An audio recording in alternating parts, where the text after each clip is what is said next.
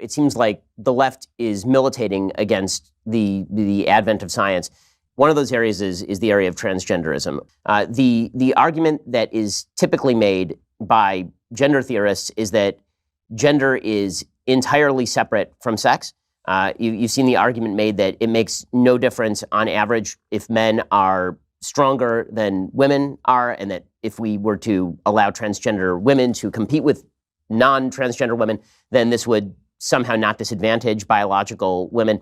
And this seems to me absolutely ascientific, that if we're actually going to have a discussion about gender and sex, that should be based in data, which suggests that mammals are in fact binary in terms of their sex, unless you have intersex birth defects typically, or genetic defects. I'm happy to opine on this. This only matters because today we segregate nearly all sports by gender. Otherwise, why do you even give a shit what someone identifies with? We live in a free country, and with consenting adults and people free expression of who and what they are. I mean, on an adult level, I agree with you. I think it does matter what you teach your children. That's what I'm saying. And so there's the matrix of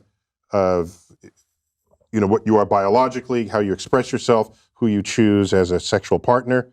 If we actually live in a free country, as we tell ourselves, people's freedom to behave in any of those ways should not concern you at all. Nor are they requiring that you behave that way. Okay? Well, this is for their own freedoms, because we live in a free country. Now, what is unresolved here is, what do you do with sports? It's unresolved. And I've followed that closely, and I don't see any meaningful solutions to come down off of that. We know that hormones manifest differently in different people, and there's the whole thing with steroids. Steroids are hormones, right? And we rallied against steroids in professional sports because it gives you an undue advantage. So, I've tried to think of what the future of sports would be in the world of a gender spectrum. And it may be, you don't specify whether it's a male or female sport. You just take measurements of what your hormonal balances are. And so you compete based on your hormones. I mean, this is thought I had. I don't know. I don't know where it's going to land. The WNBA won't be in business for very long if that's the case. It would just be you'd have to find some way to compete people against each other if you still care that sports is an interesting activity. I guess the area where it does come up in a non-sports area. Yeah, tell me, 'cause I don't know. So it would be, you talk in your book about the education of children and teaching children about science. And right now, children are being taught about the quote-unquote gender spectrum, which is not scientifically based. That is a theory-based idea. No, wait, hold on. People express themselves on a spectrum. So you learn that. That's a social point, not a scientific point. Meaning we express ourselves hold on. Based in different languages. Is that something you teach in science class, or is that something that you teach when you're teaching language? So whether the fact that people want to express themselves on a spectrum, on a gender spectrum, whether that fact is something you want to put in a sociology class or in a science class, maybe that remains to be determined. But it is a real fact about real society. Well, of course, nobody's denying that people identify how they want to identify. So the question is, what is the relationship of that to biology? Meaning that the argument is made that trans women are women, for example. And what that seems to mean is that trans women are identical to women. Now, if people want to say trans women are not biological women, obviously that is the case.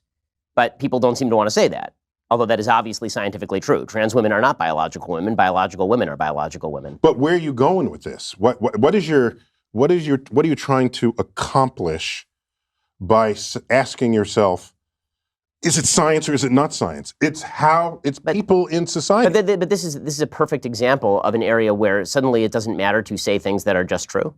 Like, why is it bad or wrong to point out? I have another way to approach this. I care what is objectively true in the world. as a scientist. But let me not say even as a scientist. I just simply care what is objectively true. And science happens to be a pretty potent path to invoke, to find out what is true. And so if people express themselves on a gender spectrum, and that is an actual thing in an actual society, if we have not fully explained that scientifically, that's an interesting frontier to study.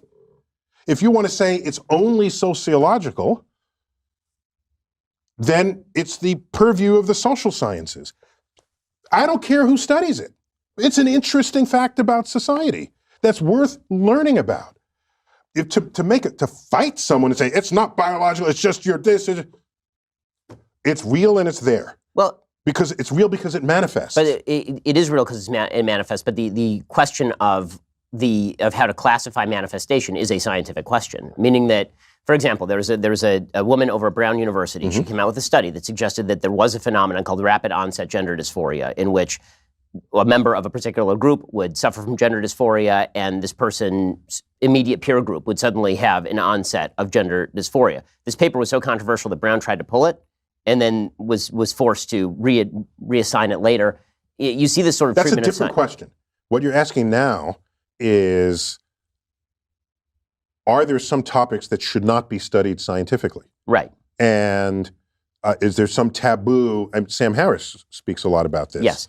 And I think the concern is, if you study some topic that's a hot button topic and you bring scientific methods and tools to it, we don't trust, I'm interpreting here, I think we as a society don't trust that people in charge in a free country won't try to legislate something that will constrict people's freedoms in the face of that information. I think that's the fear.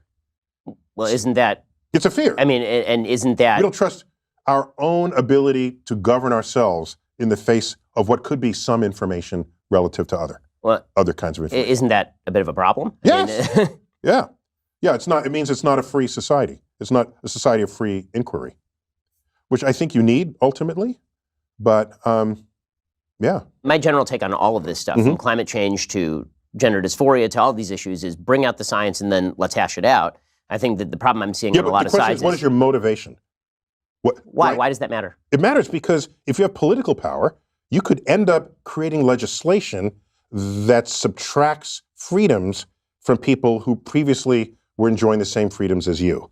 The history of that exercise then make a better argument. Doesn't end well. Well, but the history of which exercise? Bring out all the science and let's hash it out? I'm saying if you bring out all the science and the politicians hash it out, the history of that exercise is a recipe for disaster if it involves discoveries that put people's freedom as defined in our Constitution at risk.